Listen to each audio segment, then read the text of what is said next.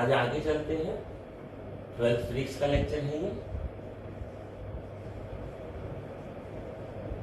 ठीक है। और एप्लीकेशन ऑफ गॉस थ्योरम का सेकंड पार्ट है। एप्लीकेशन ऑफ गॉस थ्योरम अभी चल रहा है। एप्लीकेशन ऑफ गॉस थ्योरम, ये वाला लेक्चर जो अभी आपका चल रहा है। एप्लीकेशन का मतलब ये है कि Gauss theorem is going to help us to find the electric field of those charges और bigger charges, macro charges, bigger than point charges whose electric field cannot be found by Coulomb। तो basically आज हमारा topic है electric field due to hollow charge field. So electric field due to hollow charge sphere, ये हमारा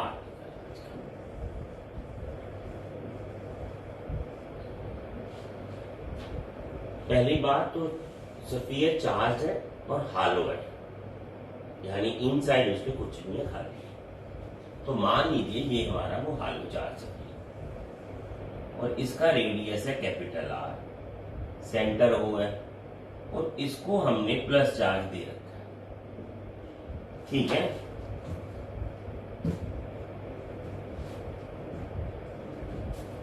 क्यों charge दे रखा है?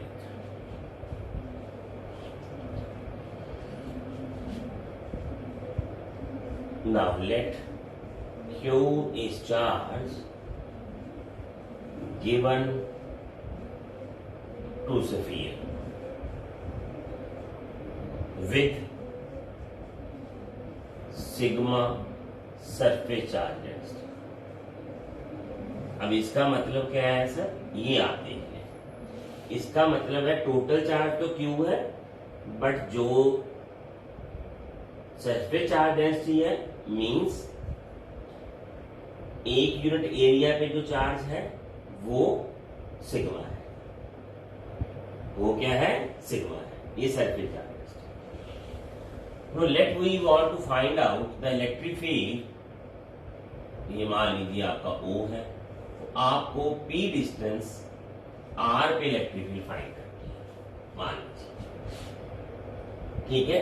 Now हमें P पॉइंट पे इलेक्ट्रिक फील्ड फाइंड करनी है। Let E to be found at P at R distance from centre से R डिस्टेंस है स्मॉल, वहां तक फॉलो करनी है।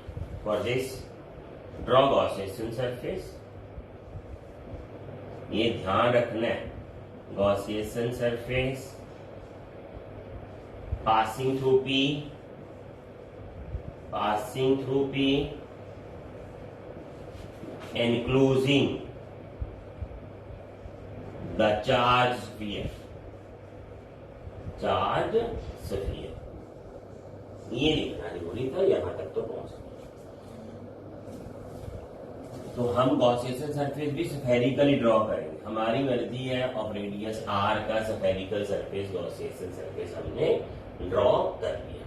और मान लीजिए यहां ले लिया हमने एक ds एरिया और ये बन गया इसका ds, और मान लीजिए इलेक्ट्रिक फील्ड भी यहाँ इधर की है, क्योंकि यहाँ अगर आप प्लस चार्ज रखोगे तो वो उधर ही जाएगा, तो एरिया वेक्टर भी रहेगा, ठीक है। तो ये आपका बन गया, वो शुरू हुआ हमारा ये क्वेश्चन। अभी ये तो ऐसे थ्योरेटिकल पार्ट था जो आपको लिखना पड़ता है पेपर्स में, साथ साथ थोड़ा सा वन ना। आपने ds एरिया सेलेक्ट कर लिया, E वहां है। नाउ एज वी नो, हमें क्या पता है sir, phi equal to E dot ds total integral Q by epsilon, ये तो पता है हमें। अब ये ले लेते हैं E D S cos theta Q by epsilon naught sir, surface integral. तो थीटा तो हमें साइड में लिखना पड़ेगा 0 as both E and D S area vector are parallel to each. तो दिख ही गया, पिछली बार भी बहुत सारा कर लिया, तो ये आपको पता चलेगा। इलेक्ट्रिक फील्ड भी इधर है और एरिया वेक्टर भी उधर है, तो ये 0 एंगल है, तो cos 0 degree is 5। So E D S equal to Q by epsilon. अब ये गॉसियन सरफेस है, तो electric field is constant over the Gaussian surface. तो ये आ गया हमारा D S Q by epsilon naught. तो इलेक्ट्रिक फील्ड अगर कांस्टेंट है तो वो इंटीग्रल के बाहर निकल जाएगी। अब इसका सरफेस इंटीग्रल ध्यान दीजिए सर, ये है हमारा ये वाला। अब मान लीजिए आपके पास एक फुटबॉल है, उसपे वही हेक्सागन है और रेडियस उसका स्मॉल आर है, आपने सारे हेक्सागन को जोड़ना है। तो आपके पास जो एरिया बन जाएगा वो 4 pi R square Q by epsilon. इसका इंटीग्रल का मीनिंग है कि आपको वो सारे ds small patches of area element पूरी सरफेस पे ऐड करनी है। तो बनना तो वो पूरी सरफेस का एरिया ही है, उतना ही एरिया आएगा। तो फिर 4 पाई आर स्क्वायर इसका इंटीग्रल ही बोला जाएगा। इंटीग्रल का मीनिंग ही है। तो आपके पास जो इलेक्ट्रिक फील्ड आ गई है, ये आ गई 4 pi epsilon of Q by R square. आप बोलोगे सर ये तो कूलम लॉ जैसी आ गई, बिल्कुल वही आ गई, फॉर्मूला तो वही आया, बट वहां अब हम लिख ही नहीं सकते, क्योंकि कूलम लॉ ने जब लॉ दिया था तो उसका पॉइंट यही था कि ये पॉइंट चार्ज इसके लिए, तो इसलिए हमें गॉस की थ्योरम से ये निकालना पड़ा। तो कोई पॉइंट नहीं है, कोई दिक्कत नहीं है, वही फार्मूला आ गया, तब भी कोई दिक्कत नहीं। ये इसको मैं थोड़ी देर हटा देता हूँ, तो लिखा हुआ ना आपने यहाँ लिख देते, चलो 0 डिग्री ये बीच में क्या पड़ा, ठीक है सर। अब ये तो आ गया एट पॉइंट बी। मान लीजिए सेकंड पॉइंट करें तो if P is at the surface of charge, क्या मतलब बना सर? मतलब ये बना, अगर ये वाला P पॉइंट यही होता, यहां होता, सेकंड केस ये है, तो हमें कुछ करना ही नहीं है। In that case put R is equal to R, मतलब ये वाला जो रेडियस था वो अब कैपिटल R बन गया, तो यहां पुट कर देते E 1/4 pi epsilon naught Q by R ये। अब जो मैं लिखने जा रहा हूं मैं साइड पे पहले समझाता हूं आपको। आपको बोला था Q चार्ज गिवन और sigma charge density. Charge density मतलब चार्ज पर यूनिट एरिया। अगर मैं इसको ऐसे लिखूं बच्चों तो कंफ्यूज मत होना, सिग्मा इंटू 4 पाई आर, ये देखना आपको। देखिए दोबारा बोल देता हूं, ये तो चार्ज क्लियर है, 1 यूनिट एरिया पे तो सिग्मा चार्ज है, टोटल एरिया इसका कितना है 4 पाई आर स्क्वायर, तो ये टोटल चार्ज बन गया। तो टोटल चार्ज किसके इक्वल है? क्यू के इक्वल। पता चल गया आपको, याद रखोगे तो यहां डाल देंगे, हर जगह पे डालेगा वैल्यू इसकी। 1/4 pi epsilon not sigma 4 pi capital R square नीचे आर स्क्वायर। 4 पाई से 4 पाई कट गया और तो कुछ कटेगा नहीं, तो ई की जो वैल्यू आएगी वो आएगी sigma R square by epsilon naught capital small R, ये आएगी। आई होप कि आपको दिख गया, ये कट जाएगा, 4 पाई से 4 पाई कट गया, sigma R square by epsilon small are.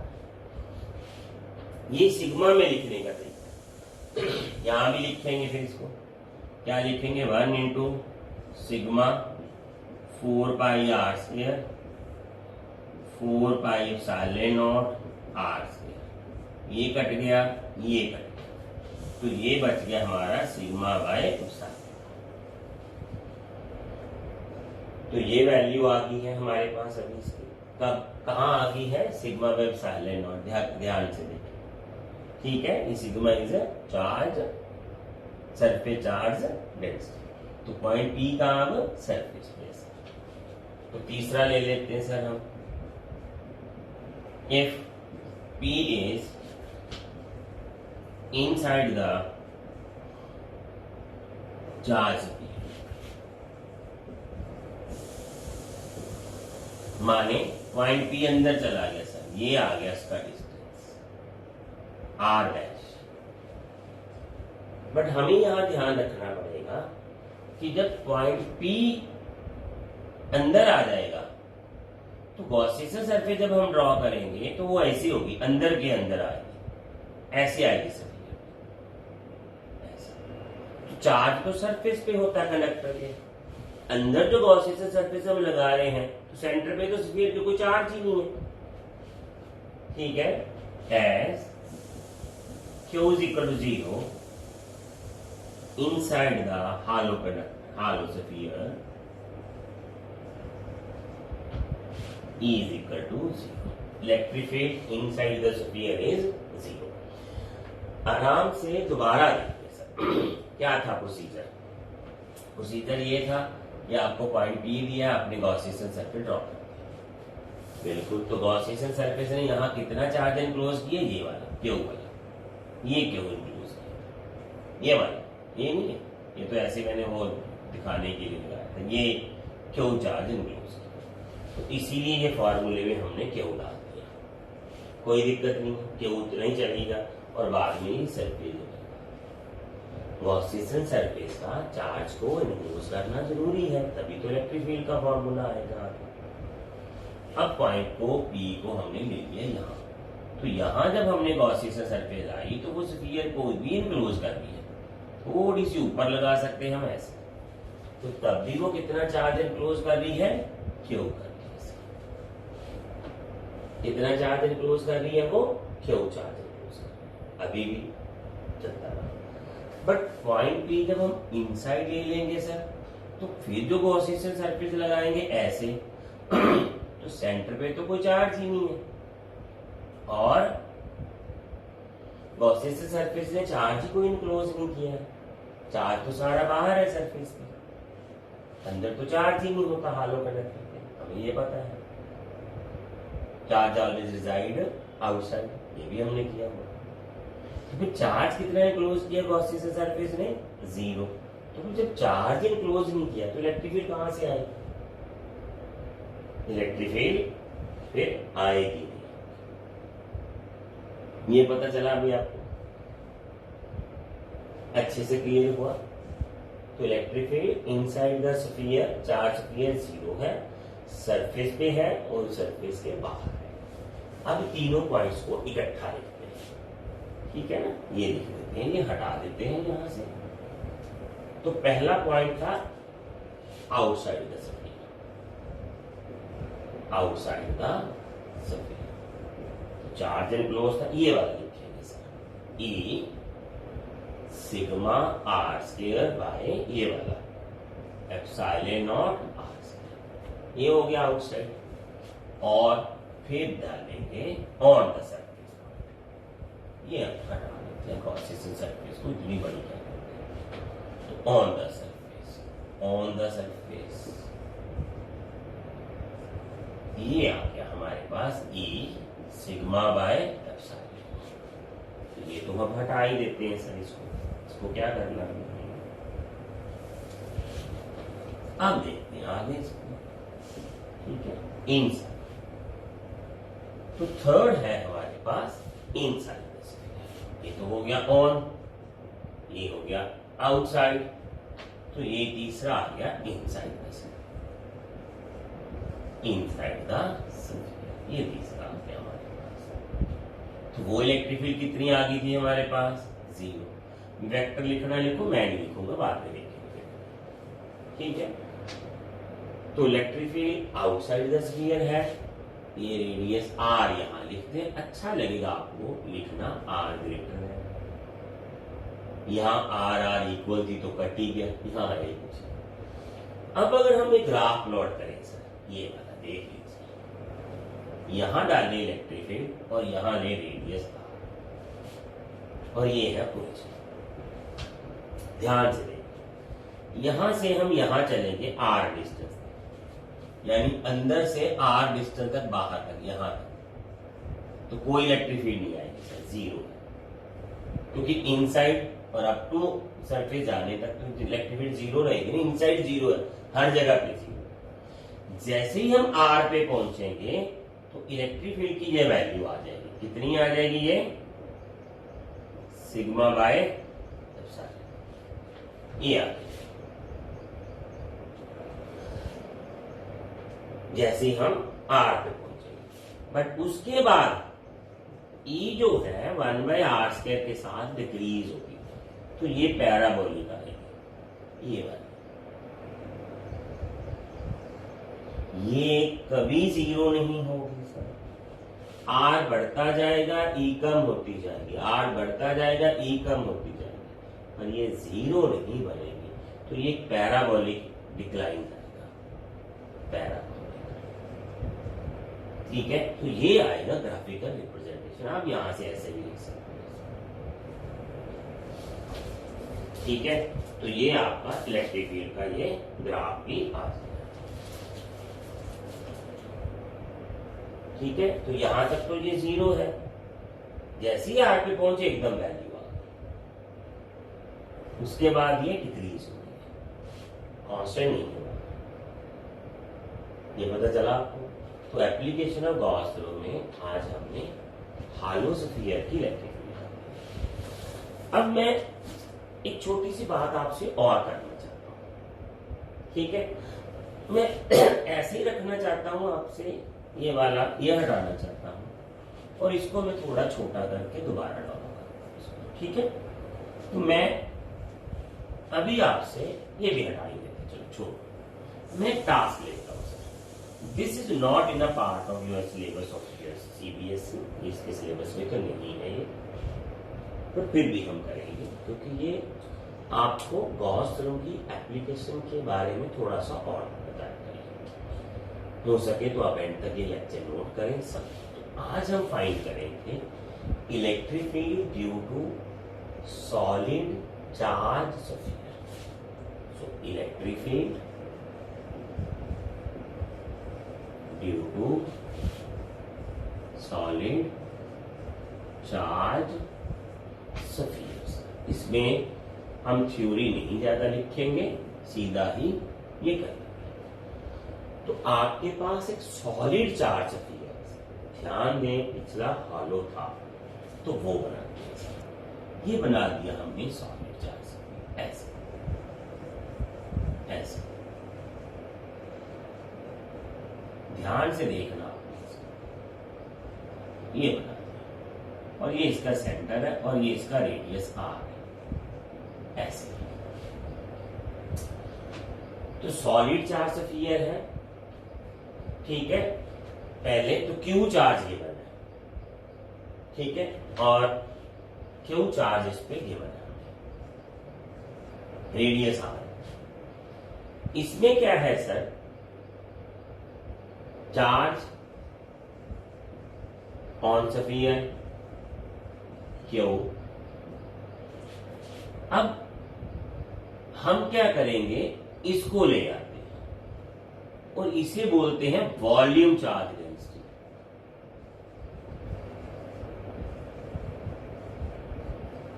क्या मतलब है, एक यूनिट वॉल्यूम पे, सॉलिड है ना तो वॉल्यूम आ सकता है उसका 4/3 pi R cube is the volume of solid charge. तो this rho is volume charge density, मतलब एक यूनिट वॉल्यूम पे इतना चार्ज।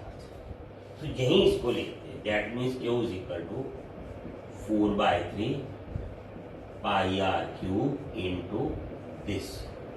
तो ये है हमारा क्यू, एक यूनिट वॉल्यूम पे इतना चार्ज है और इतना वॉल्यूम है तो कितना चार्ज है, ठीक हो गया, कोई दिक्कत नहीं। तो मान लीजिए अब सेंटर से पॉइंट बी है यहां, वो भी रेडियस आर पे ही है, डिस्टेंस r है, तो पहला p आउटसाइड, p तो बाहर है सर। फॉर्मूला हमारे को पता है E ds q by epsilon. Detail में नहीं जाएंगे, आपको पता है, आपको ठीक है, अब आपको पता है, तो ये ds ही है, ये वही फॉर्मूला हमारा। E 4 pi r square q by epsilon. कोई प्रॉब्लम नहीं है यहां से। तो E Q की value 4/3 pi r Q into rho divided by 4 pi epsilon naught r square. फॉर्मूले पे अब r स्क्वायर है, वहां क्यूब है, क्योंकि ये वॉल्यूम चार्ज डेंसिटी है सॉलिड पे आ। तो कटकटा कर लेते हैं सर इसको, ठीक है। तो यहां लिखते हैं इसको E 4 पाई से 4 पाई कट गया, और तो कुछ कटेगा नहीं, 1/3 r cube rho epsilon naught r square. Sir ये आ गई हमारी इलेक्ट्रिक। वहां r स्क्वायर आ रहा था, यहाँ क्यूब है, क्योंकि ये वॉल्यूम चार्ज डेंसिटी है, यहाँ 1/3 है। थोड़ा डिफरेंस नोट करें सर, वॉल्यूम चार्ज डेंसिटी इसलिए लिया है क्योंकि ये सॉलिड स्फीयर है, भरा हुआ है, हॉलो नहीं, ठीक है। चलो ये तो हो गया हमारा, अब आगे चलते हैं सर, ठीक है। ये वॉल्यूम चार्ज डेंसिटी ये पता आपको, मैं यहां से हटाता हूं, यहां डालते हैं इसको, जगह चलिए ये यहां लिख भी देते हैं, वॉल्यूम चार्ज डेंसिटी लिखा हुआ आपको पता है। तो ये पहला पॉइंट आ गया। दूसरा point P at surface, R और R इक्वल, वही पुराना यहां आ गया। तो E आ गया आपके पास 1/3 R cube sigma epsilon naught r square. तो ये E बन गया 1/3 r sigma epsilon.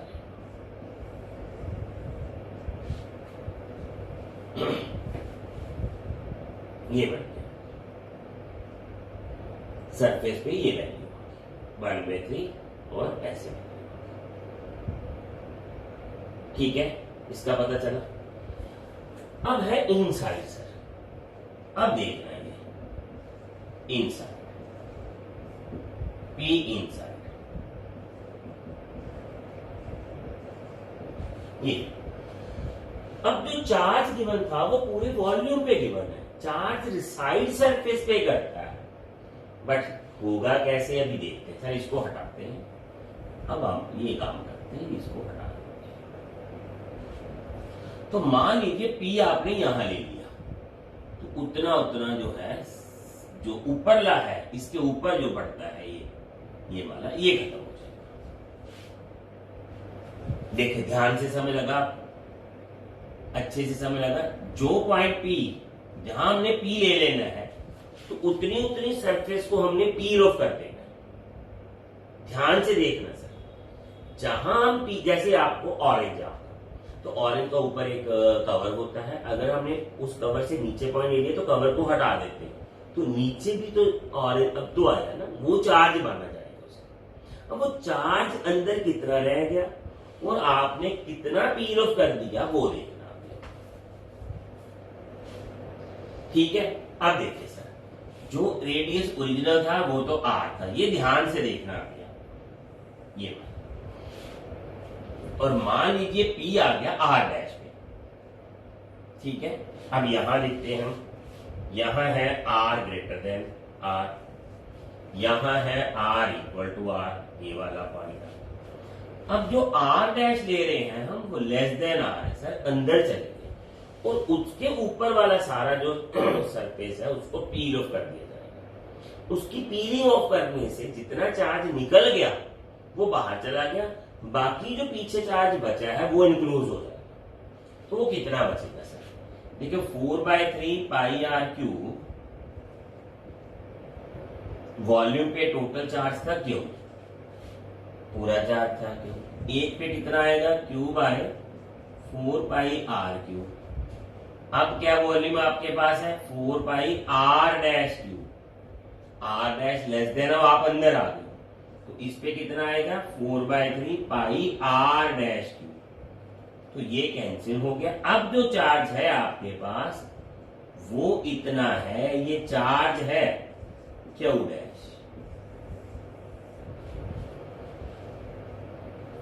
Q dash is charge enclose now, क्योंकि जो ऊपरला था, जैसे अब दोबारा मान लीजिए मेरे पास ये सरफेस थी ऐसे, ये इनसाइड है पूरी, और आपको देखना है यहां से मैं यहां यही बनाऊंगा, ठीक है, और मैंने यहां पॉइंट दी गई लिया आर डैश पे, तो यहां मैंने सरफेस डाल दिया। अब जो ये वाला एरिया है, ये वाला, ये मेरे को पील ऑफ करना पड़ेगा, ये मैंने हटा दिया यहां से, क्योंकि ये सॉलिड है ना, इसके हटाने से इतना बचा। तो अब इतने वॉल्यूम पे कितना चार्ज होगा, क्योंकि ये तो क्या है, वॉल्यूम चार्ज डेंसिटी। जितना वॉल्यूम हटा देंगे उतना चार्ज हट जाएगा, बाकी चार्ज तो बचेगा ना। हालों के अंदर तो कुछ था नहीं, ठीक है ना, तो सरफेस पे ही था, हालों तो अंदर पूरी खाली थी अंदर, तो क्या हटा, उसको हटा भी देते जो ऊपर की सरफेस थी, तो अंदर तो खाली था, हवा था वो। अब यहां हटाने से कुछ नहीं हो रहा, हटाने से कुछ अंदर बच गया कंडक्टर, तो जो कंडक्टर बचा उस पर कितना चार्ज है, ऐसे निकालेंगे, इतने वॉल्यूम पे इतना चार्ज, एक पे कितना, और इतना वॉल्यूम अब जो है हमारे पास उस पे इतना चार्ज, ये चार्ज है सर, ये चार्ज है क्यू की जगह पे। तो ये पॉइंट समझना। अब यहां वही फार्मूला आएगा हमारा, देखिए sir, E 4 pi R dash square equal to Q, Q ये Q into R dash Q by R cube epsilon. अभी भी क्यू की वैल्यू ये डाल सकते हो आप, कोई दिक्कत नहीं है, ये भी डाल सकते हो, ये तो क्यू की वैल्यू है ना, ये डाल सकते हो, पर अब ये आ जाएगा आपके पास। अभी मैं डालता हूं वो वैल्यू, तो जब हम इधर जाएंगे तो ये पूरा क्या बनेगा, मान लीजिए आपने क्यू की वैल्यू ये डाल दी, तो वो थोड़ा और टीडियस हो जाएगा, ये कट जाएगा, एक बच जाएगा हमारे पास, Q by 4 R dash R cube epsilon naught. यहां तक आ गया, तो ये डालते हैं वैल्यू भी, ये भी डाल देते, देखा जाएगा, ठीक है, तो ये यहां डालते हैं। अब ये तो पता चल ही गया, यहां डालते हैं ई क्यू, ये क्यू है ना, ये तो ओरिजिनल वैल्यू पड़ी हुई है, अब नहीं तो है नहीं, तो क्यू डैश थी, बोला ले ली हमने, तो ये आ गया 4/3 pi R cube sigma divided by 4 pi R dash R cube sine. तो ये क्या आ गया सर, ये कट गया, ये कट गया, ये बच गया E sigma 1/3 epsilon naught R dash.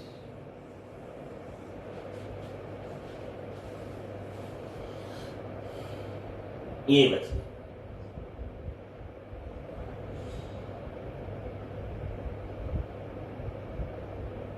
ठीक है।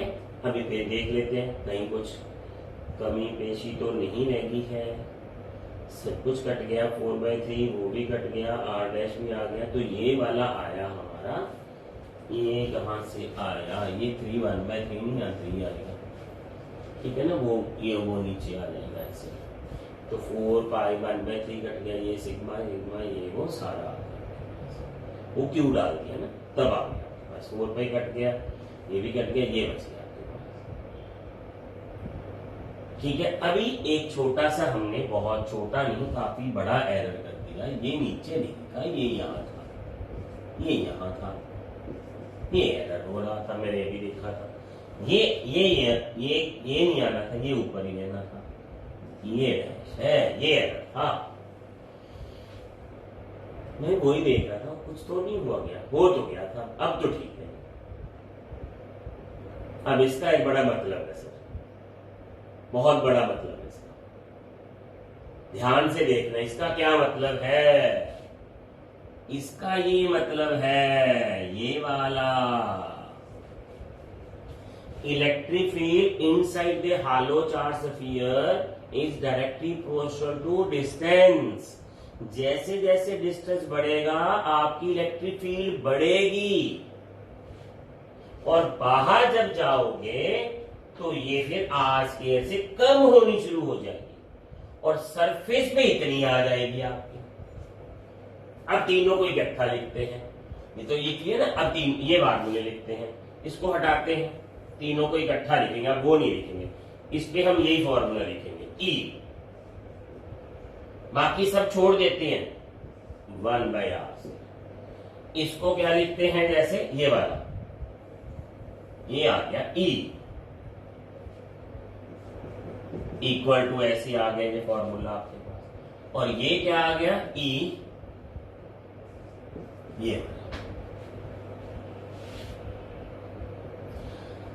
अब जब हम देखें इनसाइड है तो ये फार्मूला है, ये इनसाइड का है, ये सरफेस पे है, और ये सरफेस के बाहर है। सरफेस पे तो आर ही लेना, क्योंकि सरफेस जितनी बड़ी लोगी उतनी इलेक्ट्रिक फील्ड होगी, तो ये रेडियस से कंपेयर कर लेते हैं। तो ग्राफ क्या आएगा सर, आर और ई का ग्राफ, ये आ गया 0, और मान लो ये है रेडियस आर, स्फीयर का रेडियस। जैसे जैसे आप आर पे आओगे तो ये वैल्यू इंक्रीज होगी, सीधी स्ट्रेट लाइन ऐसे बढ़ेगी, यहां हो जाएगी ये वैल्यू आर वाली, उसके बाद आप होगे बाहर, तब ये ग्राफ ऐसे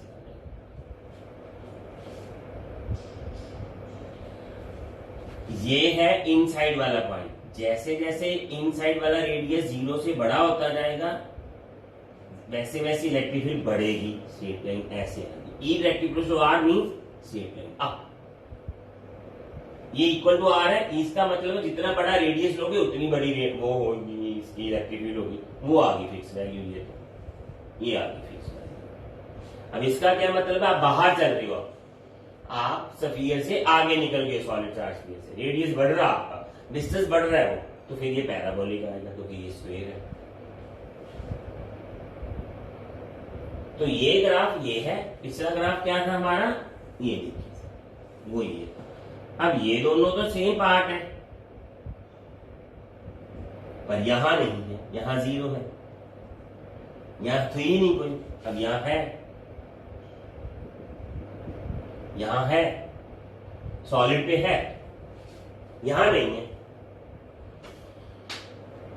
आउटसाइड तो सेम है, ऑन द सरफेस भी सेम है, इनसाइड में फर्क है। ये बहुत बड़ा क्वेश्चन आते हैं ऐसे, एमसीक्यूज में आते हैं, सीबीएसई के सिलेबस में वैसे तो नहीं आता, न्यूमेरिकल्स और कॉन्सेप्ट और क्वेश्चंस में बहुत होता है ये, जब आप नीट और आरटी के क्वेश्चन करोगे काफी सारा होता है। ये इज रेक्टिप्रोशन टू आर, जैसे जैसे डिस्टेंस इनसाइड 0 से रेडियस तक बढ़ेगा, और ये कब तक बढ़ाना आपने, you can take this maximum value, ये आप रेडियस तक ही जा सकते हो। जैसे आप रेडियस तक आगे निकलोगे तो बाहर हो जाओगे, तो फिर फॉर्मूला ये लगेगा, रेडियस पे जाके ये फॉर्मूला लग जाएगा आपका, तो रेडियस के आगे निकलने पे ये रेडियस से कम हो स्फीयर के, तो ये फॉर्मूला तो ये समझ लगा, एक दो बार देखें अच्छे से समझें तो आगे निकल जाएगा।